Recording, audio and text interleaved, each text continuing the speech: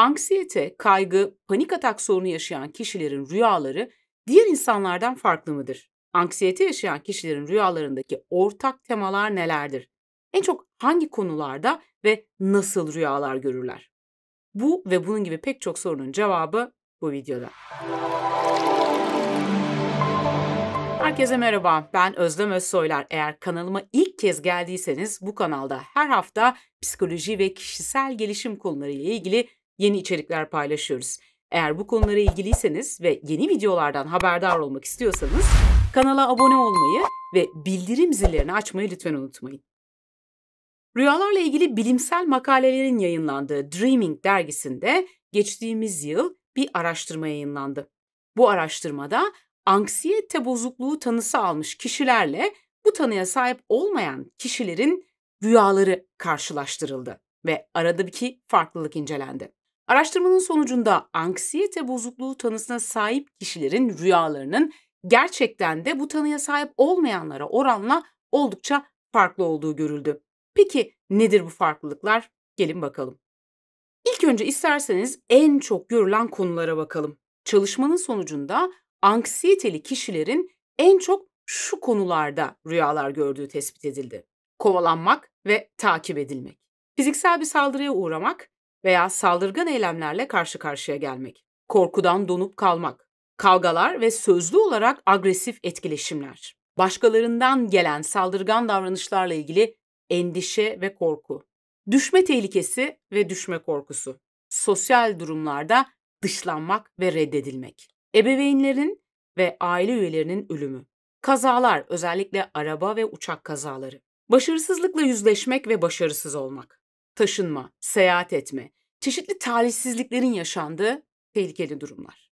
Araştırmadaki bir diğer ilginç sonuç ise anksiyete bozukluğu tanısına sahip kişilerin diğerlerine oranla rüyalarında daha sık bir şekilde eski sevgililerini ya da eski eşlerini gördüklerini bildirmeleriydi. Yüksek hız anksiyeteli kişilerin diğer kişilere oranla rüyalarında daha yüksek hız, hızlı karakterler, hızlı sahneler bildirildiği görülmüştür. Evet, bir diğer özellik yoğun içerik. Anksiyeteli kişiler çok yoğun içerikli, adeta böyle Hollywood filmi gibi rüyalar gördüklerini belirtirler. Bolca karakter, bolca mekan, bolca sahne. Yapılan araştırmada bunu destekler gibi görünüyor. Gerçekten de yapılan araştırmada anksiyeteli kişilerin diğerlerine oranla daha fazla sayıda karakter, yabancı karakter, daha fazla sayıda mekan, etkileşim ve olay bildirilmiş. Ve bir diğer özellik yoğun duygusal etki. Anksiyeteli kişilerin rüyalarında diğer kişilere oranla daha sık bir şekilde ve daha yüksek yoğunluklu olarak korku, kaygı, üzüntü gibi tırnak içinde olumsuz olarak nitelendirdiğimiz duygulara denk gelindi. Genellikle daha olumlu diye tabir edilen huzur, mutluluk gibi duygulara ise ne yazık ki daha az rastlandı. Rüyada yüksek yoğunlukla yaşanan bu duygular ne yazık ki günün geriye kalan kısmında da kişiyi etkisi altında tutabiliyor. Özellikle kaygısı yüksek kişiler zaten hali hazırda da yaşamlarını didiklemeye, aşırı analiz etmeye ve ruminasyona meyillidir. Hele bir de böyle kötü bir rüya gördükten sonra bu rüyanın ne olduğu, neden gördüğü, bu rüyanın anlamı üzerine de kişi düşünmeye devam ederse rüyanın gün içerisindeki etkisi daha da artmaya başlıyor. Rüyanın gün içerisindeki etkisi arttıkça, yani kişi rüyası ile ilgili düşünmeye ve didiklemeye devam ettikçe ne yazık ki gün içinde yaşadığı kaygı ve stres miktarı da artıyor.